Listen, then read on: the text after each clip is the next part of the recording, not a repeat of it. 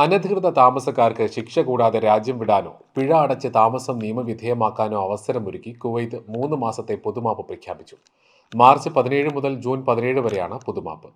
നിയമലംഘകർ പൊതുമാപ്പ് നിശ്ചിത കാലയളവിനകം പ്രയോജനപ്പെടുത്തി രാജ്യം വിടുകയോ താമസം നിയമവിധേയമാക്കുകയോ ചെയ്യണമെന്ന് ആഭ്യന്തര മന്ത്രാലയം അഭ്യർത്ഥിച്ചു.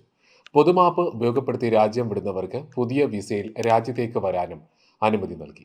കുവൈത്തിൽ ഇന്ത്യക്കാർ ഉൾപ്പെടെ 1.3 ലക്ഷം അനധികൃത താമസക്കാർ ഉണ്ടെന്നാണ് കണക്ക്. പൊതുമാപ്പ് തീരുമാനം വർഷങ്ങളായി നിയമലംഘകരായി കഴിയുന്ന മലയാളികൾ ഉൾപ്പെടെ ഒട്ടേറെ വിദേശികൾക്ക് ആശ്വാസമാകും. താമസം നിയമവിധേയമാക്കി കുവൈത്തിൽ തുടരാൻ ആഗ്രഹിക്കുന്നവർക്ക് നിയമലംഘനത്തിന്റെ കാലയളവ് അനുസരിച്ച് പരമാവധി 600 ദിനാർ പിഴ അടയ്ക്കേണ്ടി വരും. സാമ്പത്തിക കുറ്റകൃത്യങ്ങളിൽ ശിക്ഷിക്കപ്പെട്ട് യാത്രാവിലക്ക് നേരിടുന്നവർക്ക് കേസിൽ തീർപ്പുണ്ടായാൽ മാത്രമേ പൊതുമാപ്പ് പ്രയോജനപ്പെടുത്താനാകൂ. ഇതിന് താമസ കുടിയേറ്റ വിഭാഗത്തിൽ നിന്ന് പ്രത്യേക അനുമതി എടുത്തിരിക്കണം. പൊതുമാപ്പ് പ്രയോജനപ്പെടുത്താതെ രാജ്യത്ത് തുടരുന്നവർക്കെതിരെ കടുത്ത നടപടി സ്വീകരിക്കുമെന്നും മുന്നറിയിപ്പുണ്ട്.